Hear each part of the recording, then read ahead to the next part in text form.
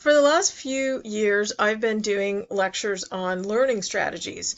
So there are all sorts of different learning strategies. Some of them are backed up by research and evidence, and some of them are not.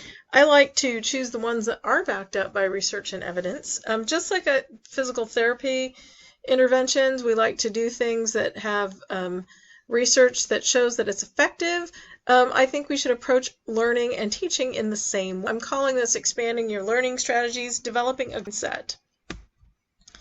So learning theory styles have been around for a long time. The idea that individuals have distinct learning styles, it's sort of become part of the folklore of educational practice and an integral part of how many people perceive themselves.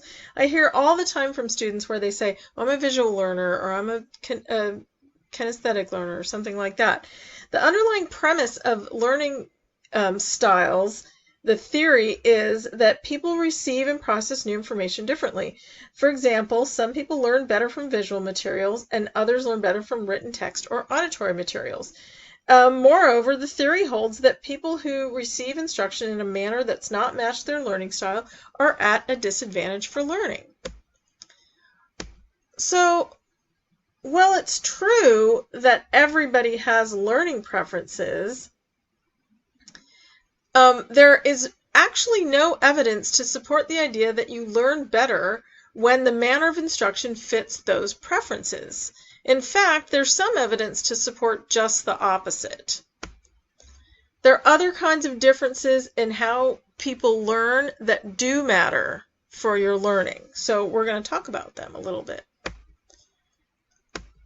So it's clear that some learning differences matter more than others, but which learning differences matter the most?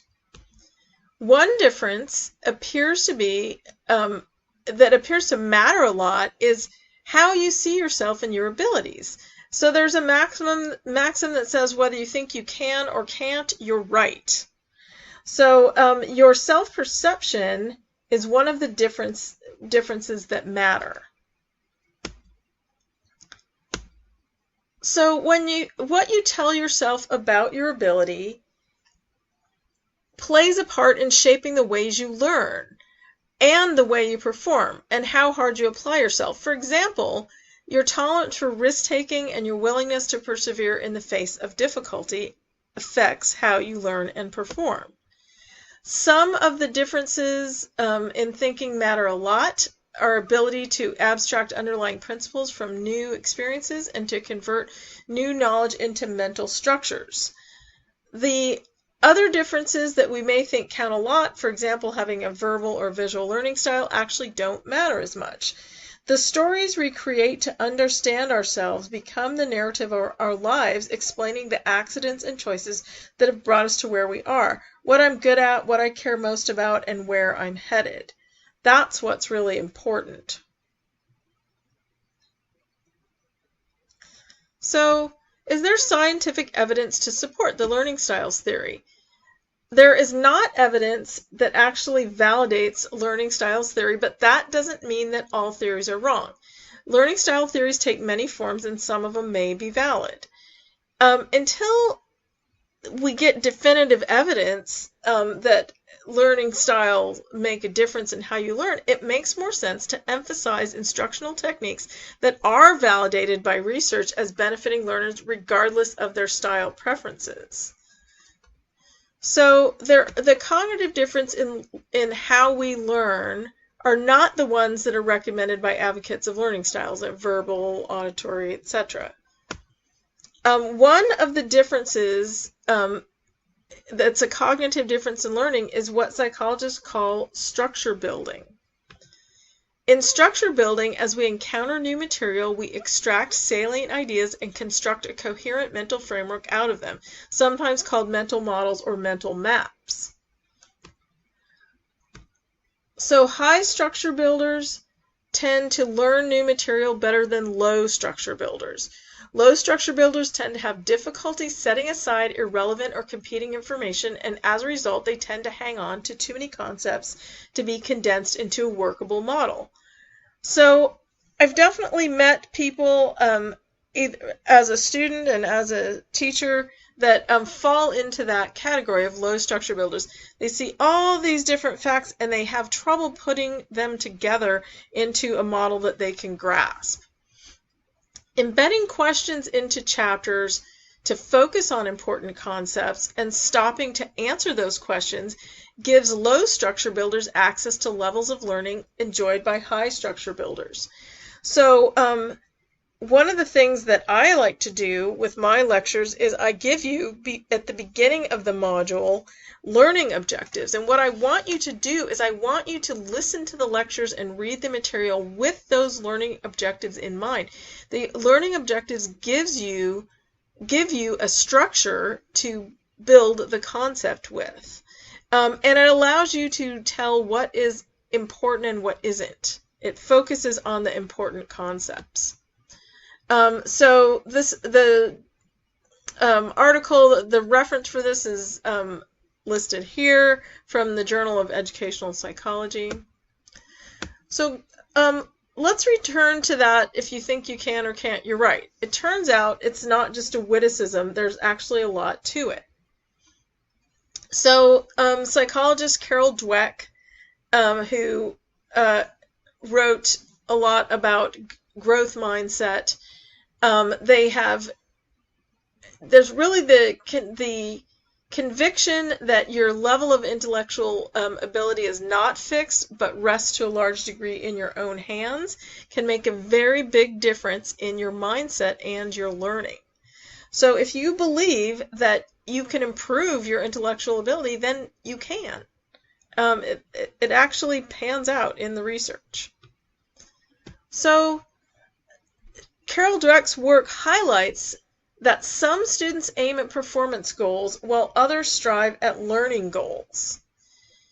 In the first case, when you're looking at performance goals, you're working to validate your ability. In the second case, you're working to acquire new knowledge or skills. So basically, if you're working towards performance goals, you're trying to prove something. Or you're trying to prove like, oh, I am smart, or oh, I do. But if you're working to acquire new knowledge or skills, you're really learning. You're learning better than if you're working to performance goals. So by focusing on performance instead of focusing on learning instead of performance, people with performance goals unconsciously limit their potential. If you focus on validating or showing off your ability, you pick challenges that you're confident you can meet because you want that A. How many of us, well, really all of you in the PTA program are A students, or you probably wouldn't have gotten in here.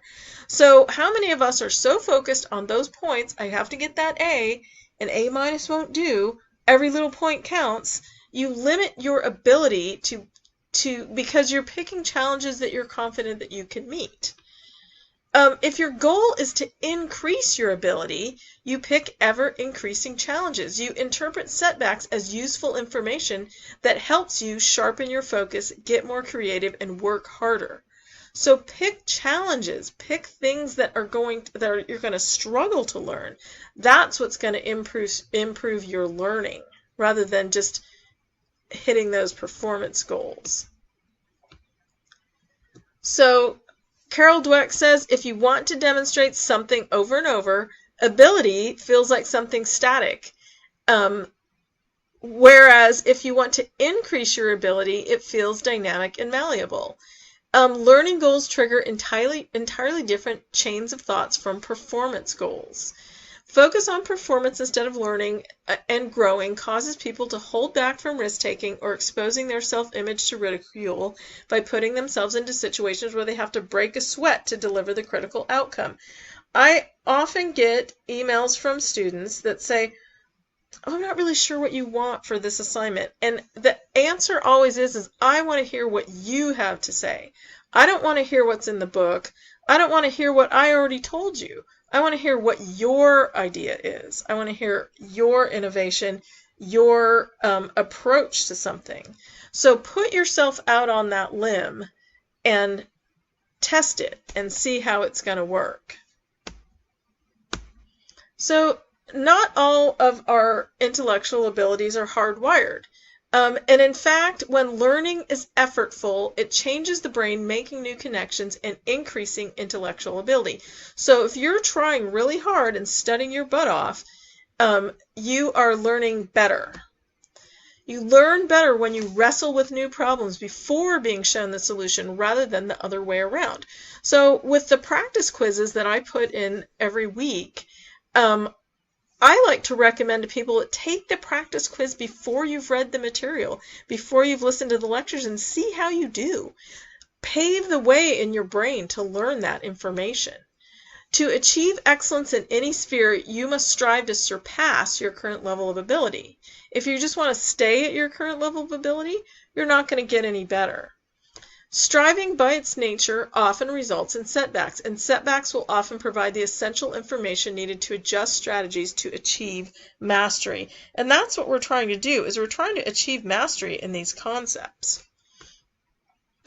So I'm going to list some learning skills for students, and I have another lecture on my YouTube channel that goes into more detail on each one of these, and you can certainly listen to that, or you can ask me about them and I'd be happy to share.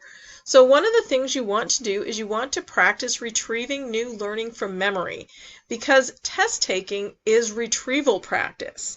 If you practice retrieval, you will get better at test taking. And if you want to practice as a PTA, you got to take that board exam. So what better time to put yourself out and learn how to be a better test taker than now? I want you to space out your retrieval practice. In other words, don't just study right before the exam. I want you to listen to the lecture, and then maybe a day later you review that information. And then 2 days later you review it again. 4 days later, you review it again. And I want you to review the information by answering the learning objective questions.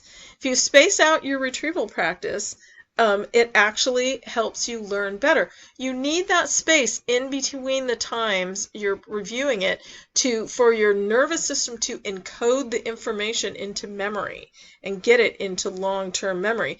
If you just study solidly the whole time, you're not going to have time to encode that information, and if it's not encoded, you won't be able to retrieve it. You want to interleave the study of different types of information.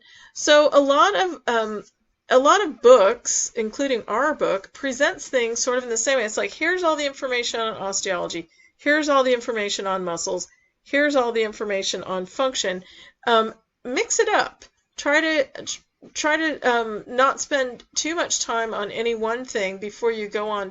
Don't try to tackle a subject until you have it down cold, but visit each one and sort of try to get a whole picture of the information. Elaboration is relating the material to what you already know. A lot of the assignments that I give you in class require you to elaborate by relating the new information we're learning to what you already know.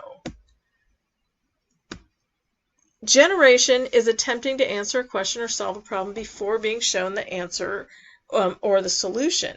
So that is like our practice quizzes, taking the practice quiz.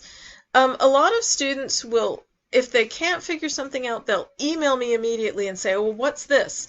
And then if I don't answer them back right away because I'm working in the clinic or whatever, a few hours later they'll email me back and they'll say, oh, wait a minute, I figured it out. So take the time to figure that out before somebody, like me, shows you the answer or the solution. Or discuss it with your classmates, or post it to the Ask Loretta board and we can have a discussion there. So taking the time to answer a question and solve it helps you learn better. Reflection is the combining of retrieval practice and elaboration, and it adds layers to learning and strengthens your skills. Some of the assignments that I have you do are reflection assignments. Calibration aligns the judgments of what you know and don't know with objective feedback. Practice quizzes are excellent for calibration. It kind of is a reality check on what you know versus what you think you know. Mnemonic devices help you retrieve what you've learned and hold arbitrary information in memory. So mnemonic devices can be part of that structure building that you use to help remember things. Examples of successful study skills employing these ideas. Work through study questions prior to a lecture. That's generation. If you work through the study questions, you go into the lecture with questions, and hopefully those questions get answered in the lecture. Anticipate test questions and their answers as you read. That's generation as well. If you're reading some material and you say, wow, how would somebody make a test question out of this? You're anticipating test questions and their answers. So write your own questions and answer them. Answer rhetorical questions in your head during lectures to test your retention of the material and relate them to prior learning. That's retrieval practice and interleaving.